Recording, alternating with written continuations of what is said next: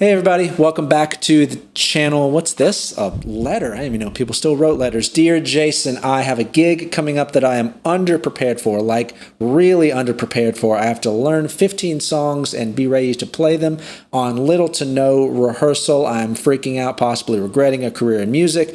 What should I do? Thank you for the advice, Jason. Sincerely, Jason. Well, I would say make your own charts.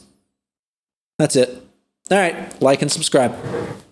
So I've got a gig coming up next week on Sunday. I'm driving down to Gastonia, North Carolina, not far outside of Charlotte, to reunite with my buddy Seth Condry to play the same youth camp we played last year. You might remember this from my very first and frankly too long YouTube video. So this year compared to last year is really last minute. There was just a lot of hiccups in planning and scheduling and getting all of the details together. Consequently, Seth and I didn't lock down the song list until late last week. On top of that, I'm busier than I ever have been with my day job, writing songs, other projects and gigs, and making videos. So I've really been fighting for time to actually prepare for this gig, especially since I don't have a physical space to practice the drums in, but I have a solution for that. I'm here at Jackson's Music, a small shop here in Winston-Salem, and they are kindly renting out one of their private lesson rooms for me to practice drums in today.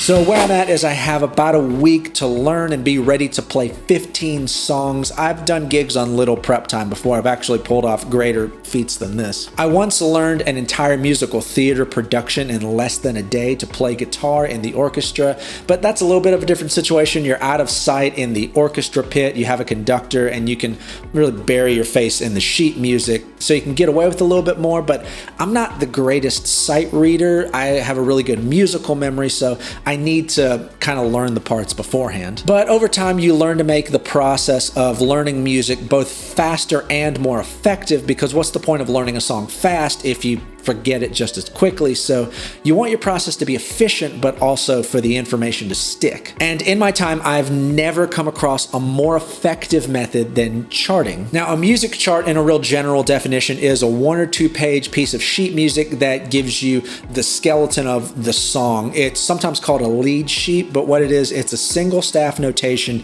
of the melody with chords written above it. And it's very condensed, 1 or 2 pages, because if the musicians have to flip pages mid-song, now we're in the realm of just full-fledged sheet music. And in the modern church, which is a big part of my work, you see an even more simplified version of this. It's a lyric sheet with chords written over the lyrics. So this requires an audio file like an MP3 to be used for reference, so you hear the melody, the arrangement, all that kind of stuff. So in this case, the chord chart is really more supplemental to the MP3. But with a jazz chart, a good musician could realistically have never heard the song before and be able to pretty much play it because all of the vital information is right there on the page. So with charting, I'm talking about sitting down and actively listening through the song and writing out my own chart, which tends to be sort of an amalgamation of these two approaches. The process of writing out the song with my own hand is, for me, the best way to drill the song into my head. On any gig, there could be provided chord charts, sheet music, cue sheets, or whatever,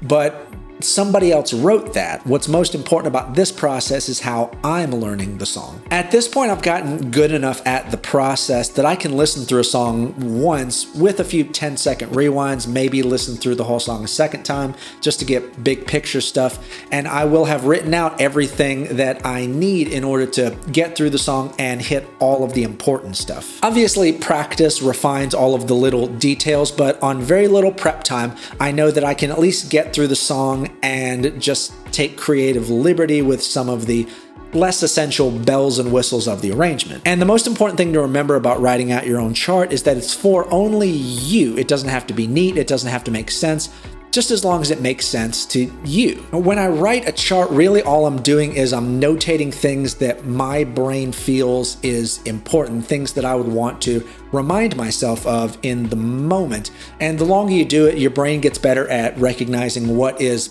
actually vital and what's more extra musical detail. But what's interesting is my memory will make all kinds of associations between what I was hearing when I was listening and what I wrote down. So all of the details that aren't on the page will come back to me because they're linked to what I wrote down through context. And this is such an essential skill for any musician, to learn a song by ear, to develop your analytical brain, and to dig into all of the specificity of a song that you're hearing for the first time with a mind towards learning to play it. Because the mental and physical exercise of writing out my own chart answers so many questions about the song that I would not have thought to ask otherwise. So even if the chart to somebody else seems really simple or doesn't make any sense, what matters is that I wrote it with a mindset of actively paying attention to things that I need to know in order to play the song well. So the chart really serves more as a prompt or a clue than a literal transcription. So I think that if you're a consistently working musician, you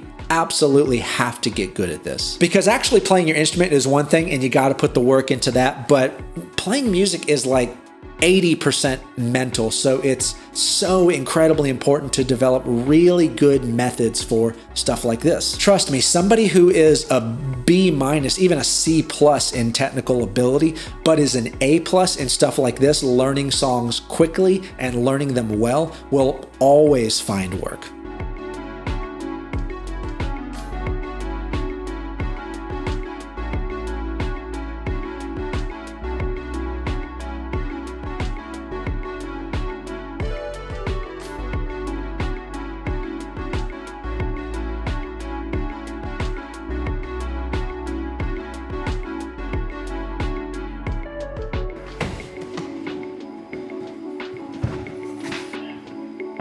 Case in point.